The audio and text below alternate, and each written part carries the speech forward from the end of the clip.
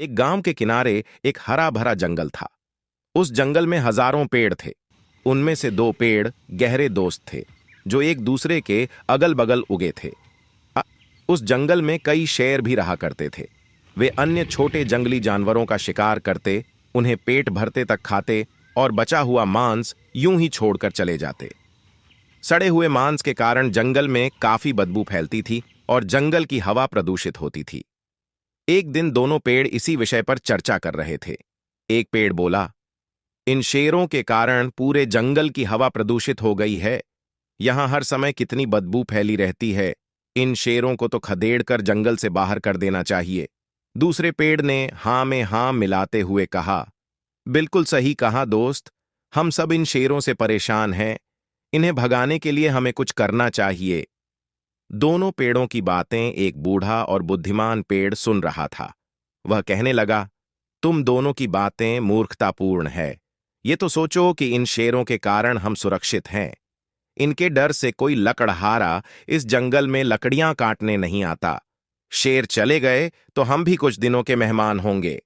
बूढ़े पेड़ की सलाह पर दोनों पेड़ों ने कोई ध्यान नहीं दिया।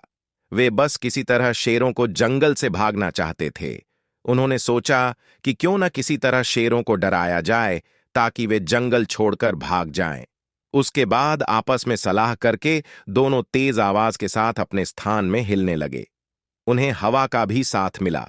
उनकी शाखाएं जोर जोर से हिल रही थीं। जंगल के जानवरों ने जब ये देखा तो डर गए। उन्हें लगा कि जरूर जंगल में कुछ होने वाला है और इन दो का इस तरह हिलना इसी का संकेत है। वे सब जंगल छोड़कर जाने लगे।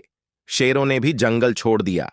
ये देखकर दोनों पेड़ बहुत खुश हुए और कहने लगे कि अब जंगल में शुद्ध हवा बहेगी और हम शुद्ध वातावरण में रहेंगे। बुद्धिमान बूढ़े पेड़ ने लगा, अब हम सबका अंत आने वाला है। दोनों पेड़ों ने बूढ़े पेड़ की बात हंसी में उड़ा दी और अपने मजे में लगे रहे।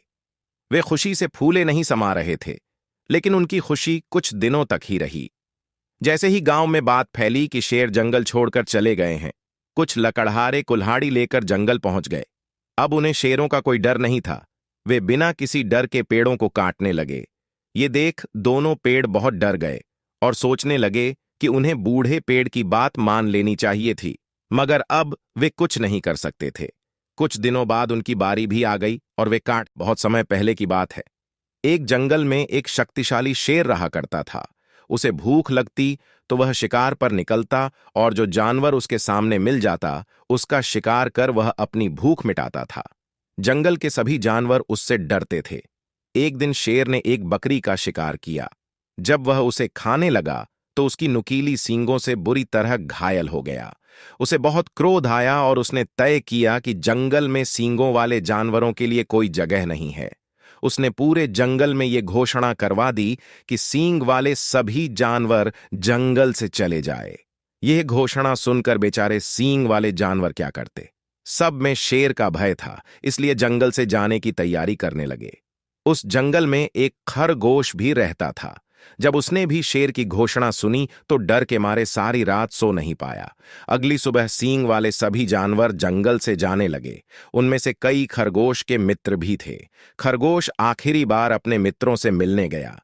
जब वह उनसे मिलकर वापस लौटने लगा तो उसे धूप में अपनी परछाई दिखाई दी। परछाई में जब उसने अपनी लंबे कानों को देखा तो डर गया। उसने सोचा कि कहीं मेरे लंबे कानों को शेर सिंह न समझ ले। यदि उसके ऐसा समझ लिया तो फिर चाहे मैं उसे कितना ही क्यों न समझाऊं, वह मेरी बात नहीं मानेगा। बेमौत मरने से अच्छा है कि मैं भी जंगल से चला जाऊं। उसके बाद बिना देर किए जंगल से चला गया। एक राज्य में एक राजा का शासन था। हर सप्ताह पूरी शानो शौकत से नगर में उसका जुलूस निकला करता था, जहां प्रजा उसके दर्शन किया करती थी। ए, एक दिन एक नन्हा चूहा उसी राजमार्ग के किनारे किनारे कहीं जा रहा था जहां राजा का जुलूस निकलने वाला था। वह चूहा था तो छोटा सा, मगर उसका घमंड बहुत बड़ा था और वह खुद को सर्वश्रेष्ठ और महान समझता था। कुछ देर बाद राजमार्ग से राजा का भव्य जुलूस निकला, जिसे देखने लोगों की भीड़ लगने लगी। राजा अपने पूरे दल बल के साथ था। उसके सैनिक उसे घेरे हुए थे। कई मंत्री और अनुचर उसके पीछे थे। वह एक विशाल शाही हाथी पर सवार था। हाथी शाही था, इसलिए उसे भव्यता से सजाया गया था और उसकी शान भी देखते बनते थी। जुलूस में हाथी के साथ एक शाही बिल्ली और एक कुत्ता भी थे। राजा का जुलूस देखने को उमड़ी भीड़ राजा के साथ साथ उसके शाही हाथी की भी प्रशंसा कर रहे थी। यह सुनकर घमंडी चूहे को बहुत बुरा लगा। वह हाथी को गौर से देखने लगा, फिर सोचने लगा, इसमें ऐसी क्या खास बात है जो मुझ में नहीं? मैं भी उस जैसा ही हूं। मेरे पास भी 2 आंखें, 2 कान, 1 नाक और 4 पैर हैं। फिर उसकी इतनी प्रसन्नता क्यों? उसके विशाल शरीर के कारण, लंबी सूंड के कारण, छोटी छोटी आंखों के कारण या झुर्रीदार चमड़ी के कारण? किस कारण? एक बार तुम लोग मुझे देख लो, उस हाथी को भूल जाओगे। मैं हाथी से ज्यादा महान हूं।